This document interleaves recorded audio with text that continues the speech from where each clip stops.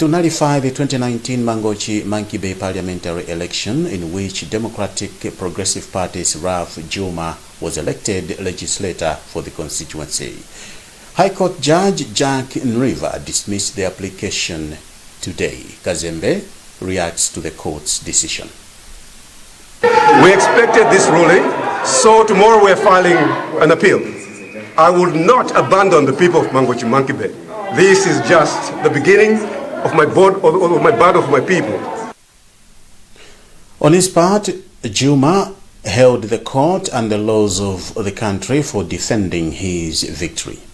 First of all, I want to thank God for confirming my victory.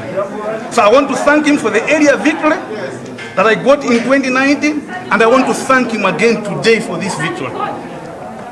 This case has always surprised me from day one. You know, every case has to have roots. A case has to have an origin. A case has to have a basis.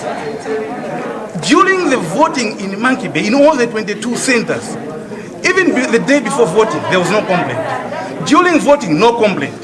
During counting of results, no complaint. After counting of results, no complaint. All the 22 centers recorded all the results. Nobody complained.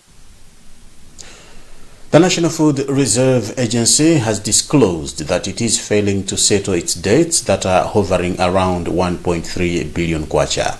The agency's board disclosed this today during a press conference in the capital. Wezi Gausi has a report.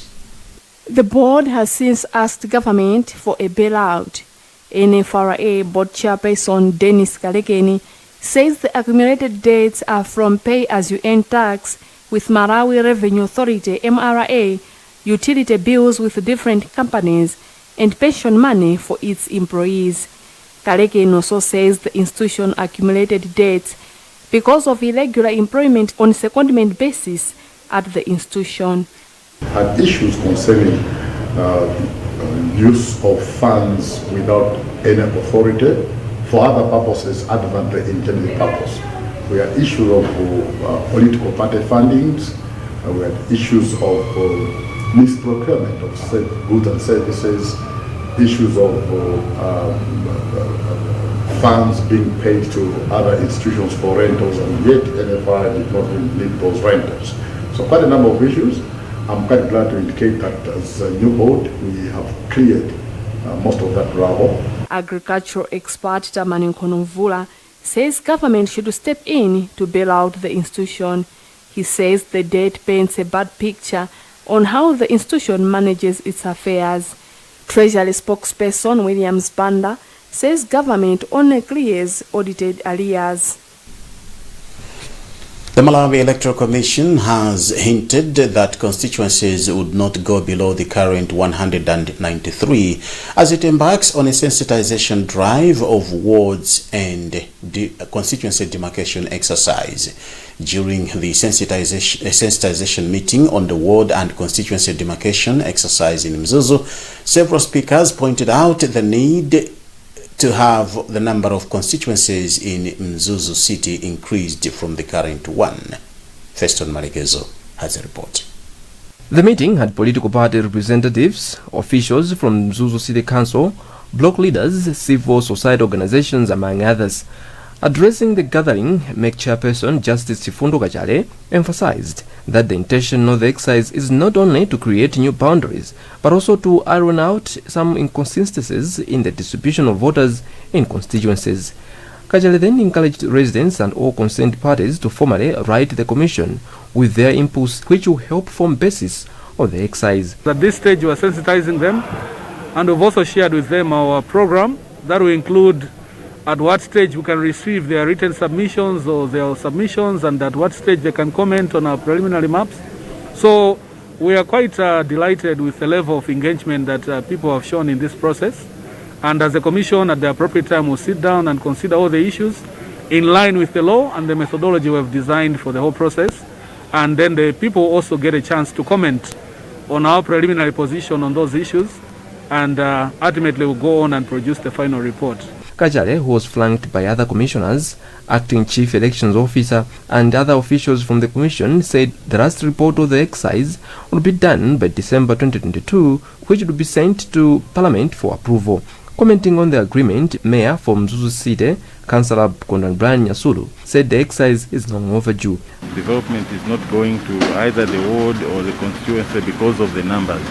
We have only got one constituency, and that is not sufficient enough for a population that is rapidly growing, and we would like this event to take place as soon as yesterday. So we are excited about this journey, and we're hoping that at the end of the exercise we'll have an expansion. According to the law, constituency and wards demarcation exercise is supposed to be done every 5 years, but the last was done in 1999.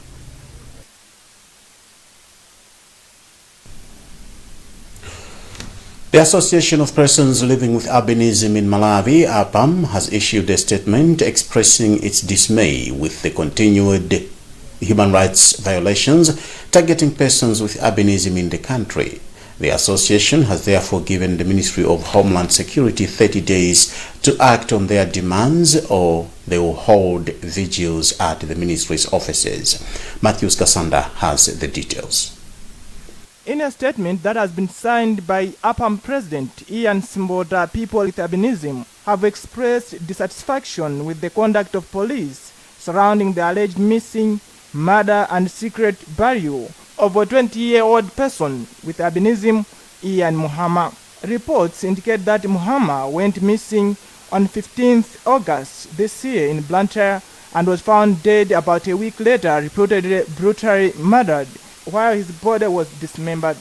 APAM President Ian Simboda claims that after the body was found, police officers did not inform Muhammad's relatives, instead secretly buried the remains, a conduct that raises fears that several cases of this nature might have been concealed. Among other demands, APAM has asked Minister of Homeland Security Richard Chimwendo Banda to intervene on the matter. Banda, however, says the Tonse government remains committed to protecting people with albinism in the country, adding that he will call for a meeting with the APAM leaders soon. So this incident has happened, but after it has happened, we inquire what really happened, and we also make sure that if there was any negligence, the people that are supposed to do their work, they must answer. There have been several attacks on people with albinism in the country, with reports indicating that they are attacked for their body parts.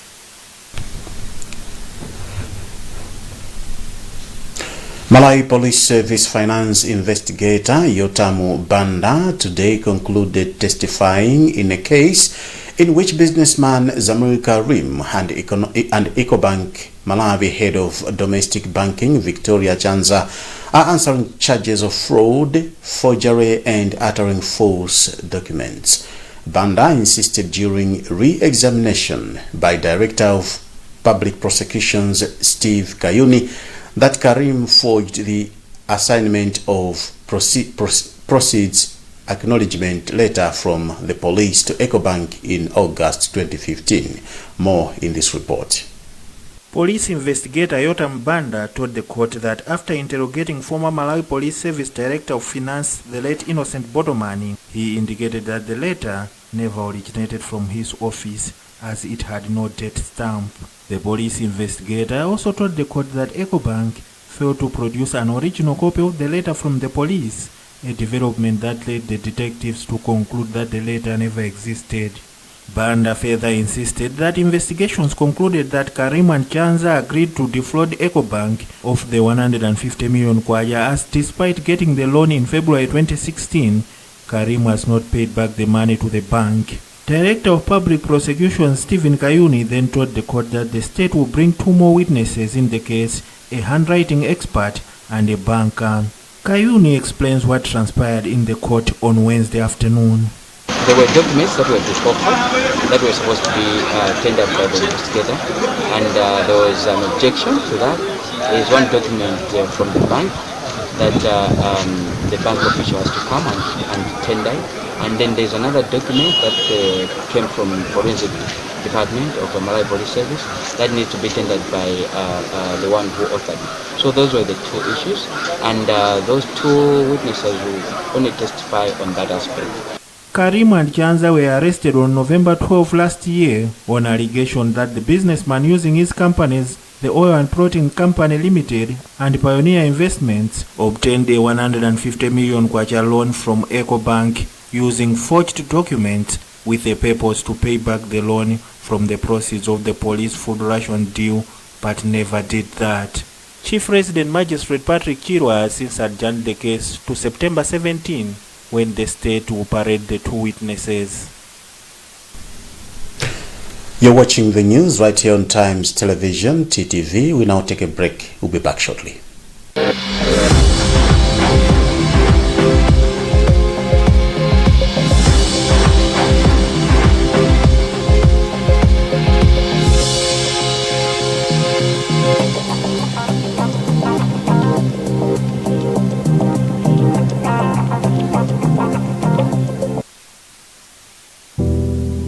Build big, build quality. Mona Malawi anzanga. Nkhondo yogonjetsa COVID-19 ndiye wina aliyense. Tili limodzi.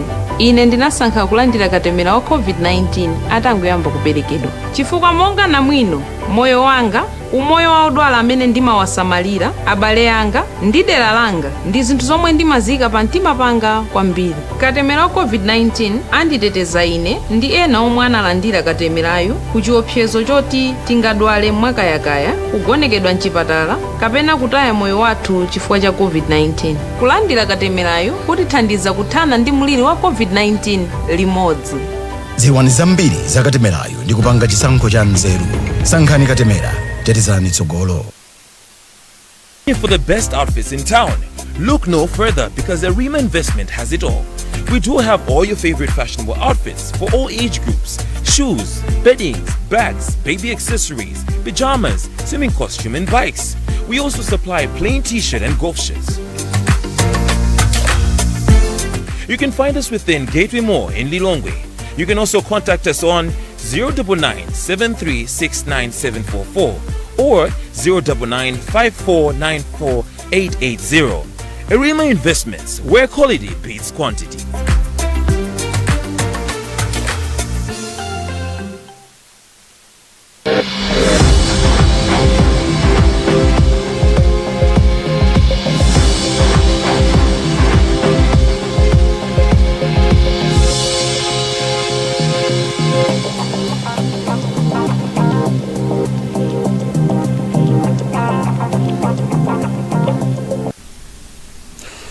Welcome back.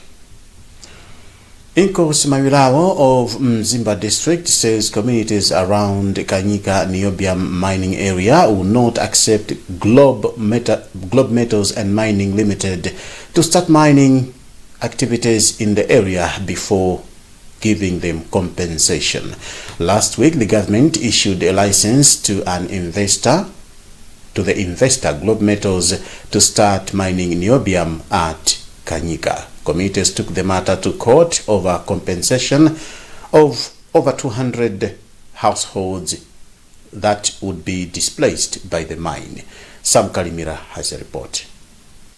Senior Chief Mawilawo says the communities are demanding community development agreement before mining activities start as stipulated in the Section 169 of Mining and Minerals Act, saying it is crucial for the community.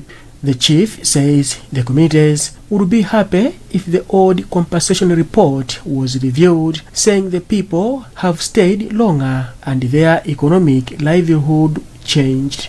And you know, the Act of Minerals and Mines Act is very clear on Section 169 that there should be no any operation with time if a development agreement between the community is not in operation.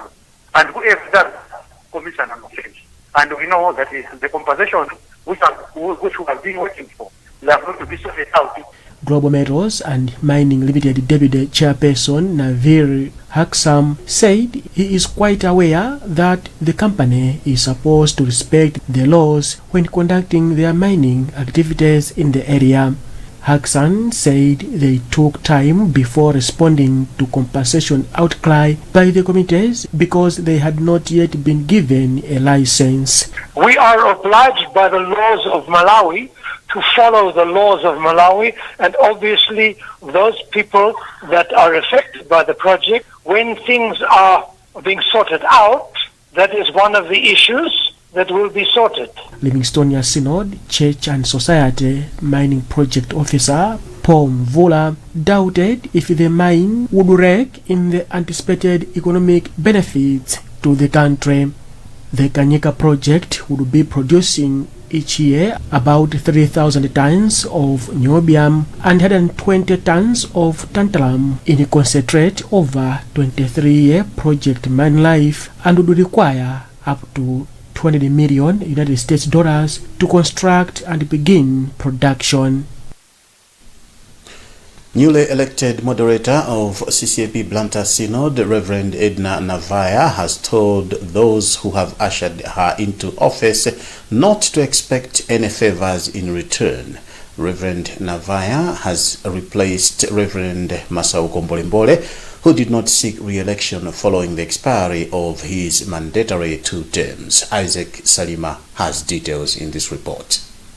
The Balaka CCP church pastor accumulated 263 votes to beat her only competitor, Lighton Kilowe, who got 156 votes. Ernest Mpati was voted the Synod's vice moderator after amassing 104 votes, while Reverend Paxton Maulidi is the Synod's vice general secretary and claimed the position with 226 votes. The three have been elected during the Synod's biennial assembly that took place at Multipurpose Hall in Blantyre. The trio replaces former moderator Masao Kombolembole, his vice Miriam Jibeta Banda, and vice general secretary Moyenda Kanjerwa, whose term of office has come to an end. In her remarks, Navaya urged fellow pastors not to expect favors, as her being voted into the position does not mean that she is indebted to them.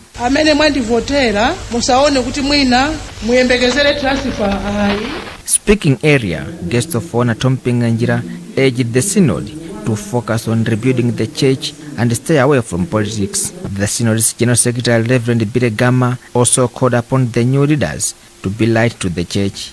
But now the biennial that elects the deputy general secretary does not elect the general secretary. We alternate for the sake of institutional memory.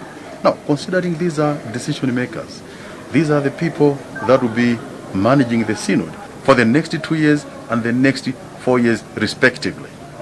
So that's why I'm saying these are very key and very important. The assembly was held under a theme, rebuilding the CCP Blantyre Synod together with the help of God.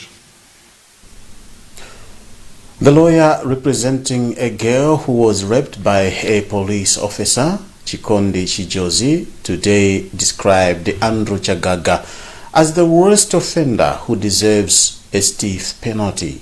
Chijozi made the remarks when making an application that the convicted police officer be committed to the High Court for sentencing. Thomas Kachire was at the court and now reports. Chikondi Chijozi said despite being a police officer, Chagaga demonstrated that he was worst by raping the victim twice in custody and later released and dumped her in the street during odd hours. Chijozi added that the convict was also not cooperating during investigations, hence the need to have the sentence by the higher court. We looked at how the offense was committed. Remember, the convict in this case is a police officer, and he has been convicted of raping a child twice in police custody. And we feel that this is one of the most extreme cases or in terms of sexual offences. So we felt that the of the court that has heard this case, which is the first grade magistrate court, the powers to sentence are limited to 14 years. And looking at the trend of sentencing that has been going on in the country for sexual offences, you find that the High Court is imposing very stiffer sentences. So even if this court has to impose the maximum sentence in terms of its powers, which is 14 years, we feel that is not sufficient for someone who raped a child twice, and he is a law enforcement officer. So we feel that the case should go before a court that can be able to impose the maximum penalty, which is death in cases of rape. So the higher court has got a wider range. It can impose any sentence up to death. His Worship Sogabanda has therefore adjourned the case to Tuesday next week, where he will make his ruling on the application. Chagaga was convicted of raping a girl twice in custody at Limbe police station and is currently remanded at Chichiri prison waiting for sentencing. The state is being represented by Trevor Mpalali, Ruth Togokaima and Chikondi Chijozi from Center for Human Rights Education Advice and Assistance, CREA, and Southern Africa Litigation Center, SAC. The Roads Authority says works to improve the capacity of some roads in Lilongwe, which include Kenyatta and Shara Street, will start in due course. The authority's public relations officer, Portia Kajanga, however, asked for more time to provide finer details on the commencement of the works. Blessings Mpinganjira has a report. In a statement made available to Times, the works will include construction of an additional bridge across Lingadzi River and a partial cloverleaf interchange replacing the current roundabout at Kamuzu Central Hospital. The Roads Authority says they will soon start relocating billboards and other objects along the targeted sites in order to pave way for the construction works. Roads Authority spokesperson Portia Kajanga says she will provide finer details later. Police in Bangwe Blantyre have arrested 2 people and recovered items suspected to have been stolen worth millions of kwacha. Public Relations Officer for Limbe Police, Patrick Musa, said those arrested will appear in court soon to answer burglary and theft charges. Thomas Kachere has more in this report. Limbe Police Public Relations Officer Patrick Musa says the 2, George Henderson, 36, and Mike Uloko, 30, were arrested during the night of August 24, 2021, and were on the list of wanted alleged criminals. We can confirm that here at Bangwe Police Station, we have apprehended 2 people in connection to a number of breaking offences that have been happening in Bangwe, especially Mvula and in Tandizi. The 2 are George Henderson, 36, and Mike Uluko, 30 years. Due to a series of breaking offences that have been happening in Bangwe, in these places I've talked about, our CID personnel here at Bangwe instituted an investigation. They have been investigating on these issues, and now we can proudly report to you to say that they have managed to apprehend these 2. They have been charged with burglary, breaking into a building and committing a felony there, theft, and other appropriate offences. Our detectives have also, recovered items which are suspected to have been stolen.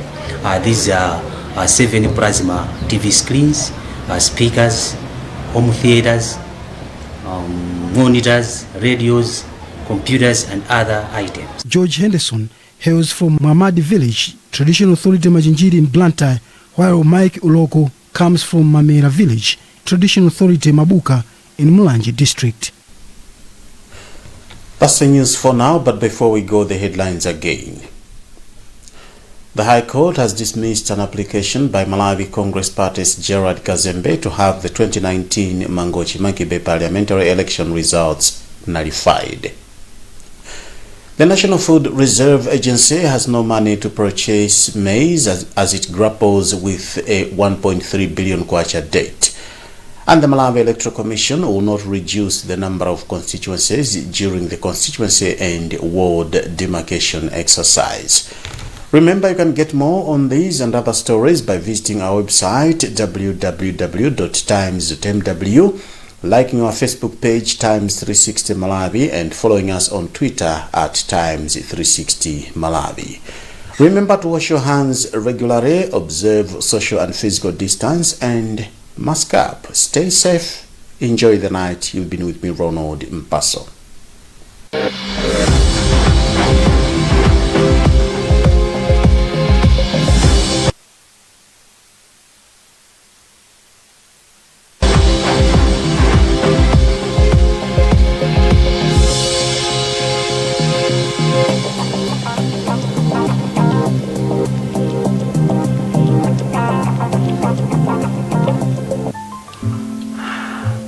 So, it's just